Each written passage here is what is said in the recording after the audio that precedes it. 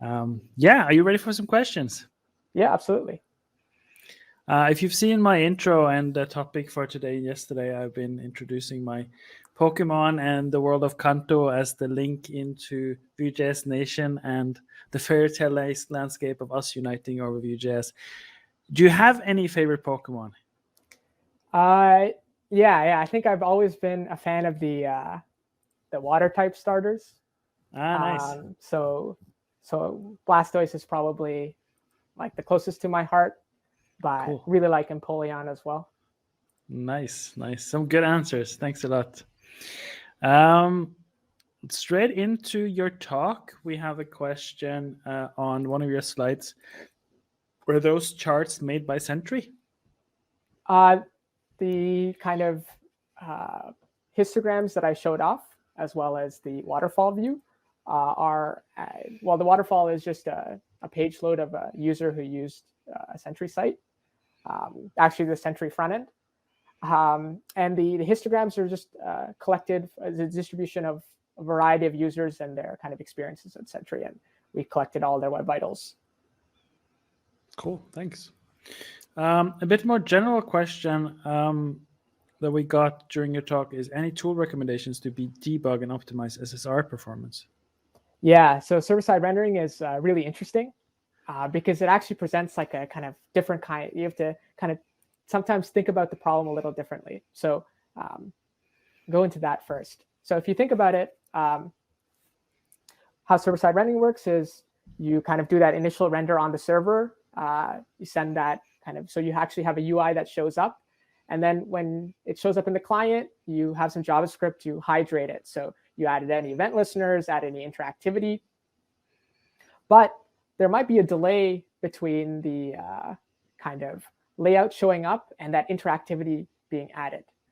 This is especially if you have to like initialize any kind of third-party scripts, you're running Google Analytics or kind of marketing stuff.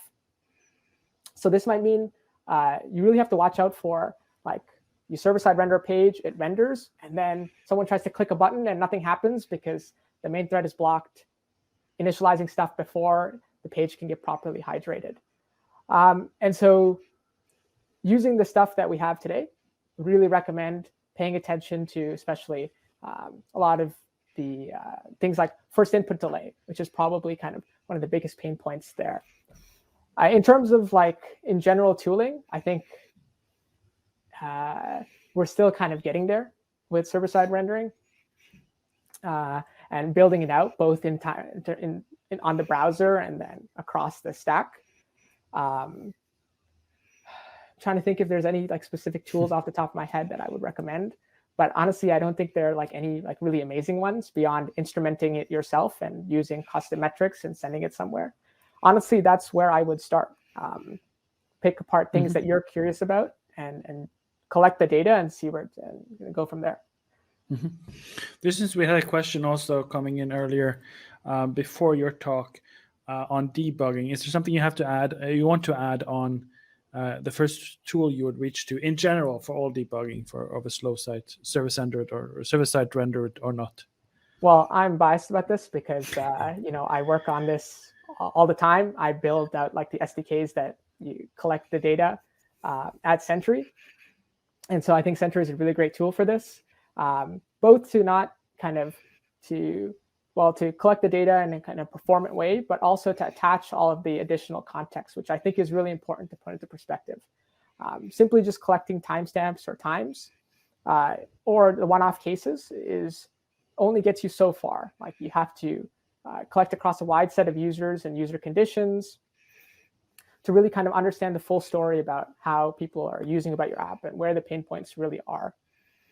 Otherwise, I'm a really big fan of just using the Chrome DevTools performance functionality. A ton of great guides out there for it. On kind of, if I know that there's a problem on a page, but I really want to dig in, I always turn on kind of the profiler, look through the trace, see things like the long spans for how long the main thread was blocked, or kind of issues with GPU, especially if you're trying to debug animations, is a great way to do that. So that's definitely, if I know where the problem is, that's what I use. But if I'm kind of just trying to figure out what could the problem be, definitely Sentry. Cool.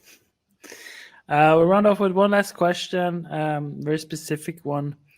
I don't speak this language, but is Sentry reporting CLS values correctly? Was a question we got. Yeah, I think so. So we just use the kind of same, I think, underlying library that a ton of folks use to report their web vitals, which is the Web Vitals library made by Google. And so we just kind of rely on that. Sentry does have some heuristics around kind of trying to measure a page load. We fit into this concept called a transaction. And so we might not get all of the layout shifts necessarily, but we capture most of them, and we are accurate to whatever the Web Vitals library is capturing. Great. Thanks a lot, Abhijeet. It was great having you. I wish you a great rest of the day. I think you have a bit earlier than day than us, so enjoy the bulk of your rest of the day. And Absolutely. hope to see you soon. Thank you for having me. Thanks. Take care.